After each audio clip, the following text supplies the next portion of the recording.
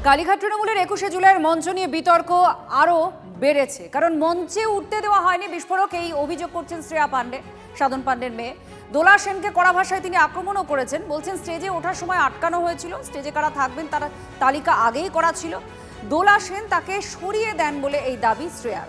মমতা এমন কোনো নির্দেশ দেননি দাবি করছেন শ্রেয়া পাণ্ডে। সুমন মহাপাত্র আমাদের প্রতিনিধি আমাদের সঙ্গে রয়েছেন। সুমন, শ্রেয়া ঠিক কি অভিযোগ করছেন, কি হয়েছিল, দোলা সেনকে তিনি কেন বলছেন, এই বিষয়ে অভিযুক্ত কেন করছেন?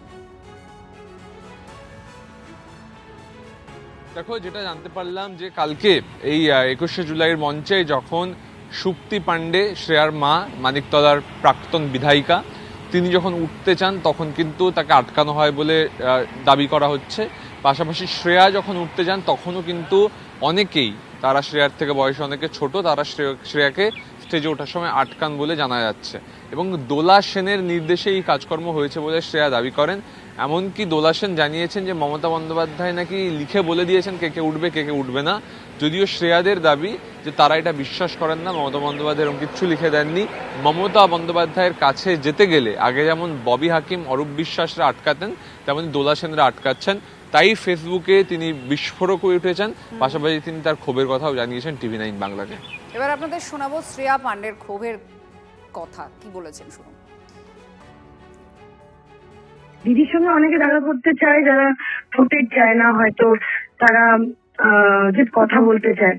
তো এই সময় লোককে যদি, মানে এটা হয়তো ওরা কেউ জানেও না, কিন্তু দিদির নাম করে কালকে অনেকে এটা করেছে।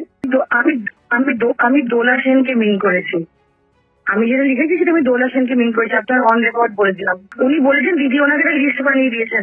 আমরা জানি যে দিদি ওনাকে কোনো লিস্ট বানিয়ে দেননি, এটাই বলতে চাইছি।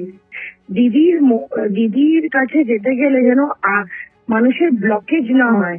আগেও দিদির কাছে যাওয়ার ক্ষেত্রে মানুষের ব্লকেজ ছিল, যারা ব্লকেজ ক্রিয়েট করতো তারা যেরকম নেই, সেরকম দিদির কাছে যেতে গিয়ে এখনো দেখছি যে কোনো অনেক লোকজন আছে যারা ব্লকেজ ক্রিয়েট করছে। ব্লকেজ ক্রিয়েট করলে এরা এই সময় পার্টির জন্য ভালো না, যারা এই মানে নিজেদের ফুটেজের জন্য এইটা করছে। আমি তো বিষয়টা জানি না।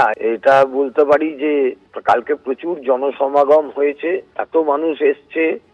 আমি তো প্রথমে বিড়লা প্ল্যানেটোরিয়ামের সামনে ছিলাম, ওই জায়গাটা থেকে যারা আসছিল তাদেরকে রিসিভ করছিলাম। তারপরে অনেকটা পরে আমি এসেছি। আর ওরকম কোনো ব্যাপার না, এটা সবাইটা মমতা বন্দ্যোপাধ্যায়ের সবাইকেই, সবাই তো মঞ্চে উঠতে পারবে না। মঞ্চে ওঠা নেওয়াটা খুব বড় বিষয় না, বিষয়টা হলো যে এইটাকে যোগদান করা। কালকে এত মানুষ এসছে যে অন্যরা ম্লান হয়ে গেছে, তাই জন্য এটাকে নিয়ে চিন্তা ভাবনা যারা করছে, আমার মনে হয় না এটা খুব একটা এই ইস্যু। সর্বভারতীয় তৃণমূল কংগ্রেস মানে মমতা ব্যানার্জি, এটা প্রমাণ হয়ে গেছে।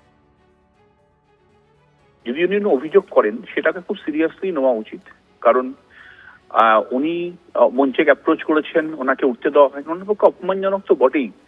আরো একবার সেই কথাটাকেই মানে কোথাও একটা জায়গাতে মান্যতা পেয়ে যায় যে সম্মান নেই, কোনো জায়গাতে মানুষকে ছোট করা, কোথাও একটা ডিক্টেটোরিয়াল অ্যাপ্রোচ তৈরি হওয়া। এই শ্রেয়া পাণ্ডে ম্যাডাম তো সরাসরি এটা বলেইছেন, সুতরাং এটা তো কল্যাণ বন্দ্যোপাধ্যায়ের মতন বিগ ইফ আমি বলবো না, এটা উনি বলেছেন। সুতরাং সেক্ষেত্রে এই বিষয়টা কিন্তু অনেক বেশি এস্টাবলিশড হয় যে অপমানিত হতে হতে মানুষ কোথাও একটা রিয়াক্ট যে করছে, সেটাই প্রমাণ। এবং আগামী দিনে আমার ধারণা এই তালিকাটা দীর্ঘ হবে যখন মানুষ সামনে এসে বলবে যে তারা স্কোয়ারলি ইনসাল্টেড ফিল করেছে এনাদের আচরণে।